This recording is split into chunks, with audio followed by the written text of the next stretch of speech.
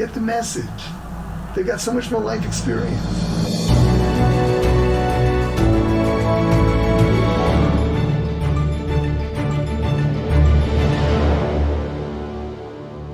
Welcome everyone to Mental Health Uncensored. My name is Yehuda Rothstein. And I am Shlomi Balzam. Thank you all so much for your incredible feedback from our first episode. Everyone I spoke to was just excited about the idea from the inception, from the trailer, and then the first episode. You guys were so positive, and we got some really informative also information. A variety of people listen to it. I gotta say, we had some doctors, some of your doctor friends. Yeah. Some regular people. I don't know. It was really nice. There are two types of people: doctors and regular people, like the peasants. Yeah. Two notes that I got from a Dr. Shmuel Brochfeld. Number one, and we mentioned it briefly, that the first episode I was a little nervous putting it out because it's somewhat negative, looking at all the dark side, the bad therapists, and the truth is that there are so many models today that have such different styles. Some are more goal-oriented than others, and our episode did not mean to be a jab at those who aren't intensely focused on their goal. There are some models that are a little more, the boundaries are a little bigger, so while you might not see what you're getting out of your therapy in this session, but looking back after a little while, you'll see, oh wow, we've come a long way. So, not necessarily a red flag, but you should feel like you are, even with those therapies, you should feel like you're going somewhere. You have gone somewhere, and it has having a positive effect on you. And the issues that you came in with, they're not getting worse. At least that. And the second thing was just to clarify the difference between bipolar and borderline. Rebbe had mentioned borderline in passing in our meeting. And borderline is a cluster B personality disorder. That's where you have the mood swings and it's the emotional instability, interpersonal challenges, identity and self-image issues, which could be coming from a history of trauma. Those are fundamentally harder to deal with, and it's also harder to set goals with people with personality disorders. Bipolar, that was more what we were talking about with the giant mood swings. Right, so I feel like it was a little bit of confusing for some people. It sounded like we were talking about borderline, but the how you introduced it sounded more like bipolar. That's right, exactly. All right, let's jump into today's Okay, topic. so this is a really big topic because there's an opening to such a crazy conversation here, and I wonder if we'll be able to hit the mark on this one. Well, at least and the tip of the this iceberg. is also something that everyone deals with in some way or another, and you'll see in a second how that works out. Literally every single person, God willing, deals with this in some aspect or another.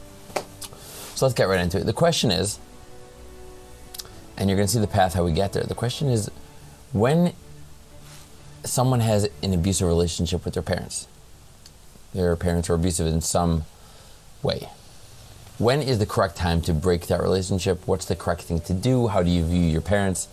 And stuff like that. Now, to get there, to get to that point where we could actually understand fully what it takes to, let's say, what's required that you see in your parents that you need to break the relationship or do something, we need to first understand the point of parents. Yeah. In a simple way. I'm not trying to put in, too much kibrava eim chiyuvim sort of things. Just really, what's the benefits of having a parent in your life? Mm-hmm. And then I guess we could transition to when that benefit is gone and it becomes a detriment, and then you need to break it or alter it in some way. Right. So let's get right into it. Reb Shlomo did not listen to the recording yet. We're going to play that recording very shortly. Yeah. Of what Rebbe had to say about literally the simple question of the point of having parents in your life. We gave Reb Shlomo a little bit of time to think about this. Let's hear what he got. Okay, what I understand is we're looking to sort of define the role of parents and see how those effects play out in mental health, in therapy down the line, right? Like what our parents, the way I understand, they start at our emotional journey because a baby is born, and Rav Wolbe talks about this. It's interesting. I see where you're going quickly. Yeah. Rebbe was much more simple in his answer, and I'm excited to hear what you have to say, but I'm just letting Yeah. you know, Rebbe was much more vague in his answer. Could be I asked it wrong, but we'll have to hear. Okay. I have no problem being short of Rebbe. That's Fire. That's his godless, that he can simplify things. This is what's coming to mind. Let's do it. Okay, parents are the bedrock of our emotional stability because, as babies, we are totally powerless, clueless. If our parents didn't, take us home from the hospital, we would just, flail around for a little while, scream a whole bunch, and that's it. Our parents let us know that there is such a thing as unconditional love. I recently heard a live therapy session with a couple, and they were struggling with their relationship just because one of them had a stable home growing up, loving parents unconditionally, and the other one thought that the only unconditional love that a person can have is from a pet. Wow. Yeah, he never got that. His father wasn't around, and his mother was busy and overwhelmed and suffered from So her you're own. saying, in a sense, if his wife was acting with unconditional love, she was being an animal. Well, he just had no idea how to handle. He didn't know how to respond to that. That's crazy. Yeah, he didn't know what unconditional love looked like, as opposed to someone who is shown that from a young age, and they're brought up with unconditional love. And unconditional love, this is a very, very important parenthetical point. Unconditional love does not mean whatever you want, I will give you. It does not mean that our kids can blackmail us. We're like, well, if you love me, then you would let me smoke pot. Absolutely not. I will love you no matter what, but that also means I will love you while I punish you. I will love you while I take away the things that are bad for you. I will love you no matter when, where, or Right, how. meaning unconditional love doesn't mean that you can do what you want. It means I will insist that the best ending happen to you. And I'm going to, do the best that I can do to set you on that journey. Right. Obviously, we do not control the bechira of our children. So This is true. good as parents can be, and if they follow every rule in the book, and every rule in every book, the Maisa, it's all tefillah, right? Rav Wolbe has a sefer, binyan zriya, and tefillah. Those are the three ingredients to raising good children. You have to build them, you have to plant them. It's amazing sefer. Look it up. Rabbi Kelman translated it. And tefillah. And none of it works. You do all the planting, you do all the building, and if you don't daven, there's no guarantees. Okay, so now, the benefits of parents. The benefits of parenting. Benefits of parents in your life. I made a whole list of, I have a list here of all the detriments of bad parenting. The Okay. benefits is all the opposites of these things, where you don't have attachment and emotional irregulation. You have a healthy self-esteem.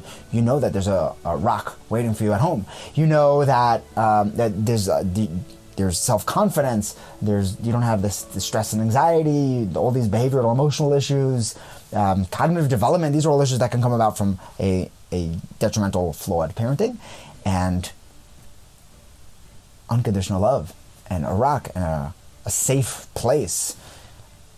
That's something that parents can offer. That's why I have a quick question before we get to Rebbe's recording, because I love what you said. Mm-hmm. In your practice, I know that you see a lot of young men. Yeah. That's primarily who you see. Yeshiva guys. Yeshiva guys. Have you met, and this is a big question, first of all, and there's a rough estimate, how many guys have you seen in your entire career? Since I started. Since you started. Just throw out a number. 50,000. I don't know. A lot, okay. Yeah. But it's been a nice number, okay? Yeah. Have you ever seen someone struggling, and I'm not talking about with something that's like considered an actual an issue that's genetic or something that's actually in his brain, but anything that, I don't know, nurture nature, I'm sure that plays in a lot. But have you ever seen someone coming from a completely healthy home? I know that term is very fluid, but a completely healthy home and have these issues? Absolutely. Okay. Yeah. Again, tefillah. You daven that your kids are going to have good friends. If one bad friend, one rotten apple in the class, your kid gravitates to him, and he's done. One teacher, Brene Brown did a study on shame, and she says, I'm sure that there are shaming issues in our schools, nothing against the schools, but everyone that we've interviewed who is suffering from shame as an adult, 85% of them pointed to their schools.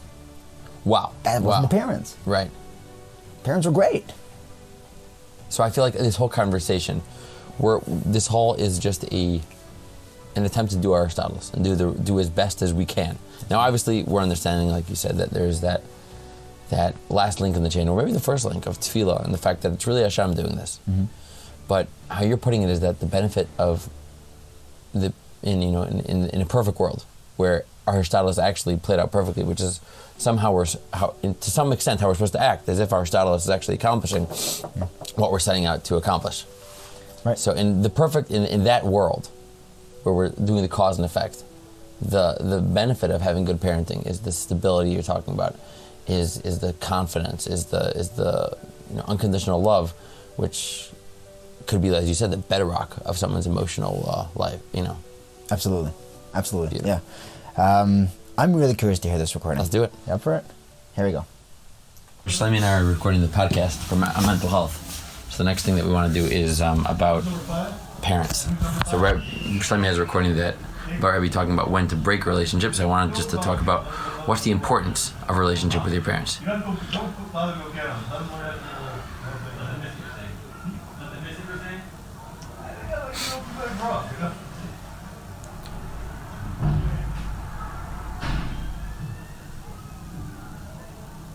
For some reason, we all have an assumption that parents are old-timers and they're not with it and they don't understand this.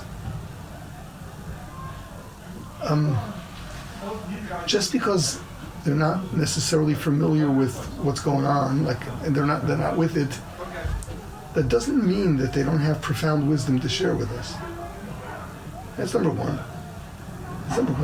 Which is a real shame. A lot of the generation gap is superficial. That means the yesodis that the parents are giving over and want to continue to give over and are important to them are so big. It's just that the presentation is outdated, the applications are outdated, but get the message. Problem is, so we don't want to deal with it, but they want us to do this, they want us to do that, and we don't feel like doing it.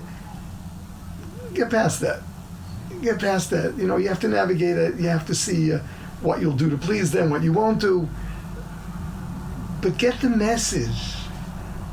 They've got so much more life experience. That's one very important thing. And the other thing, the family is very important. And if it's not important for you, it's important for grandchildren. It's so different when grandchildren grow up and they have grandparents. It gives them a whole different sense of identity, of security. It's so healthy for them. And then especially when the grandparents get older and they're there for them, it's so good. Who's there for who? The grandchildren are there for the grandparents. The grandparents are it's a two-way street. It's a two-way street. Sometimes it's hard to know who's doing more for whom, but it's so beautiful. It's so nice. It's really so nice. I know for all the families living in Eretz Yisrael away from the grandparents, I feel terrible for the grandparents. I mean, they're not seeing their grandchildren grow up, but also the grandchildren are being deprived. It's not the same to speak to a grandparent on Zoom or have them come visit, or you go visit them once a year or something. It's a lot different when they're part of your life. The connection that a child has to their parent, how does that impact, you already said the connection, how does that impact his life in general when he has that connection? It feels good. It feels good. It feels very good. Okay. By the way, being able to give something back to your parents is such a good feeling. Right. Naches without your whole life being pleasing them, but some naches. And then you can, when they get older, and then you can help them.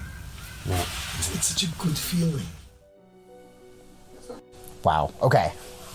There's a lot to unpack here. Very different route. You did you go on that way? I mean, I did. I was there. Right.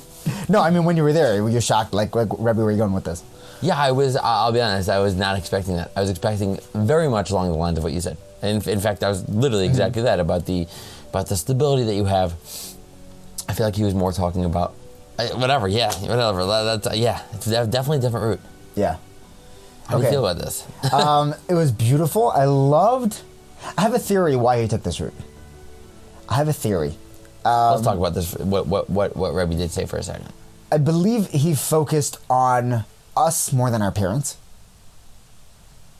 Like entirely about what we can give to our parents, the value of having parents and grandparents. Right, the value of a grandchild being able to give to the grandparent. He was very much focused on giving, which is, I think, an overlooked aspect of being a child.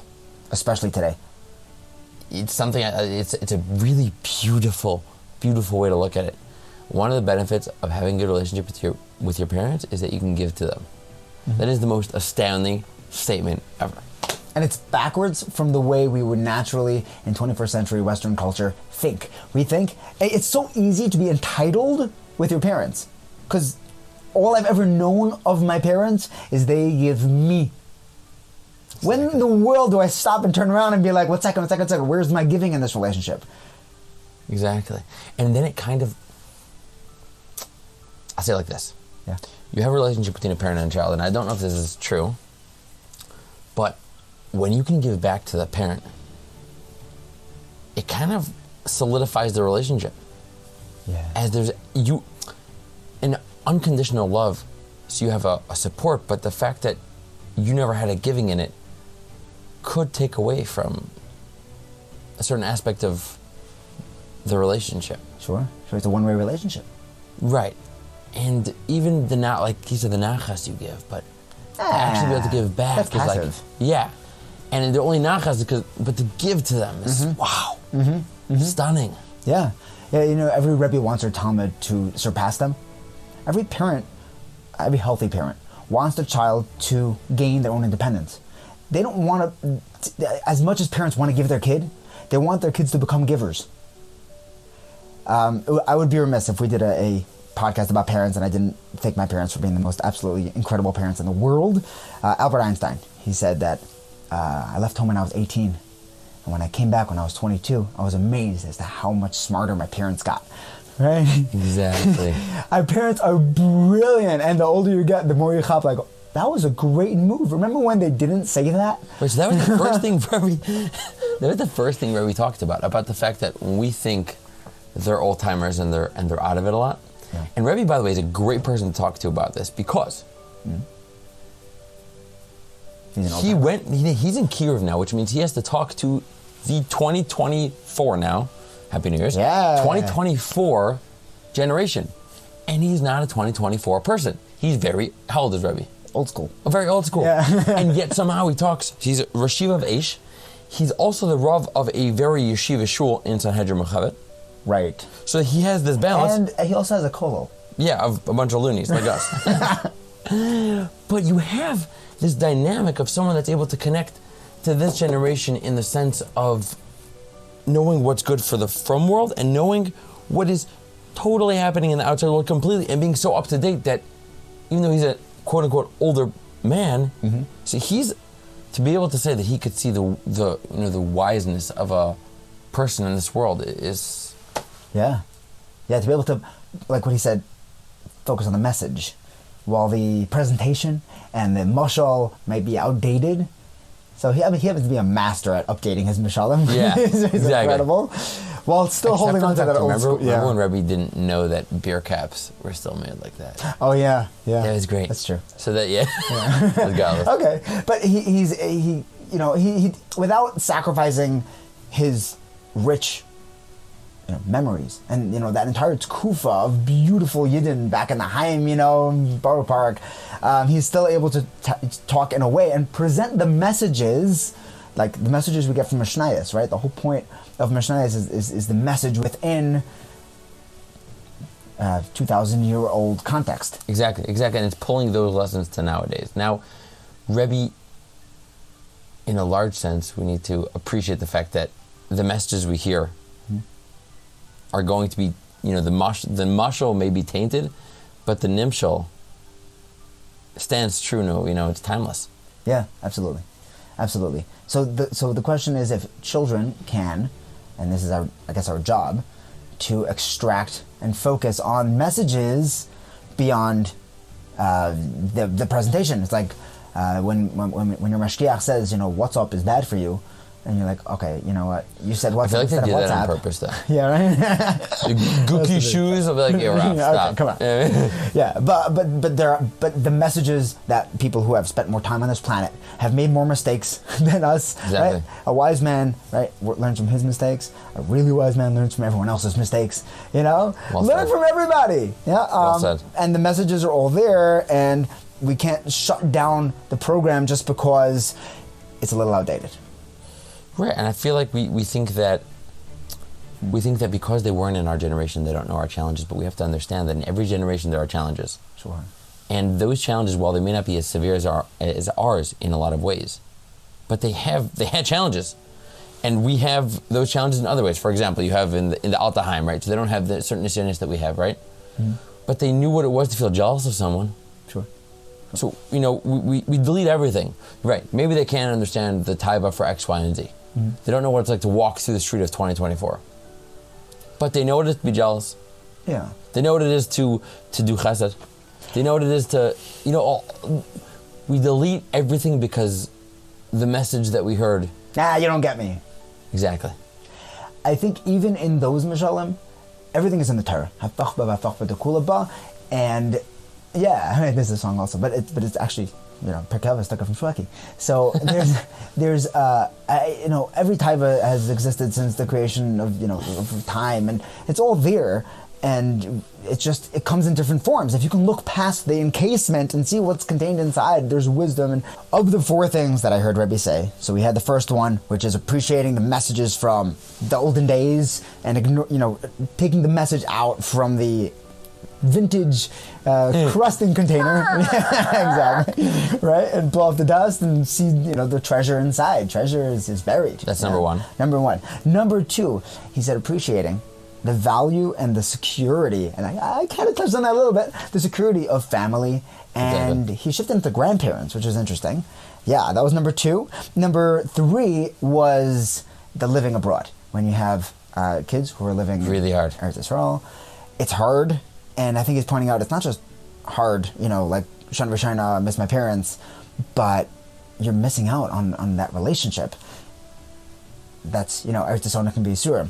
And the fourth point was that giving back, building that connection, feels really good. And he kept on saying this, that, as children, we have an opportunity to give to our parents, which is, like you said, entirely overlooked. I started a minute, I forget where I picked it up from. If anyone's listening to this and you were the guy that told me about this, please remind me that it was you. I want to give you a shout out. We celebrate our birthday every year. And I don't know if you remember, but when you were born, you did nothing. Yeah? We're all born spoiled little blobs of, Homo sapien matter. And wow. We're just like gargling and swinging our arms around. We have no idea how to do anything. And our mothers remember that day pretty vividly. For them, it was stuff happened that day. That was like, that wasn't an easy day. It's not our birthday. We didn't give birth that day. Someone pointed out, maybe it was in a shir, that it's our mother's birthday. So every year on my quote-unquote birthday, I send my mother flowers, wishing her a happy my birthday. And that's very nice. Yeah, I started them 5-10 years ago, and I have forgotten, and sent it 2 weeks later, or whatever. But just the idea that, like, hold on, once you're an adult, and you're no longer a taker, you should be a giver and look for places to give. Absolutely The beautiful. first stop is your parents. Absolutely beautiful. And sending those flowers, the gifts from abroad, are about this big of a connection as you're going to get while being abroad. Mm-hmm. And as Rebbe pointed out also, to shift it a little bit to the fact that having a kid seeing their grandparent over a camera is nothing. Yeah. And even though the kid may not feel, actually the relationship, but they know that there's a hierarchy in their family and that they're not just coming from nowhere. They have somewhere where they came from. Yeah. And that's roots. A lot of Judaism is based, not all, every aspect of Judaism is based on roots. Every single aspect. Mm. If you don't have roots, you don't have the Torah. You're not Jewish. You don't have a shevet. Exactly. Yeah. Your mother is what makes you Jewish. Mm-hmm. Yeah, and I think when we're overseas, we have to look for every connection that we can find and take advantage of it. And yeah, even the video calls, take advantage of those. Exactly. In the olden days, it was like, $50 for a 10-second phone call. Just to make an appointment. Crazy. Yeah. Okay, Be'ez Hashem, next week, stay tuned. We're going to explore the flip side of parenting. It's going to get a little bit more dark because we're going to be heading into the, all these benefits that we've discussed. When are those benefits not worth it? When are all those benefits that we just described about having this full relationship with your parents, about having your kids having grandparents, when is it time to break a relationship? Is there ever a time to break a relationship? Is there any limit to put on this relationship that you can have these benefits? There are parents who are unhealthy and, with serious mental issues, and, do we have a mitzvah kibbut of aim? How does that play in? Exactly. It's going to be a fun episode, and we're looking forward to seeing you there. Stay tuned. As always, leave your 5-star ratings. Share it. This is a message that Klal Yisrael needs to hear. Thank you so much for listening. Thank you. I'll see you next week. Bye.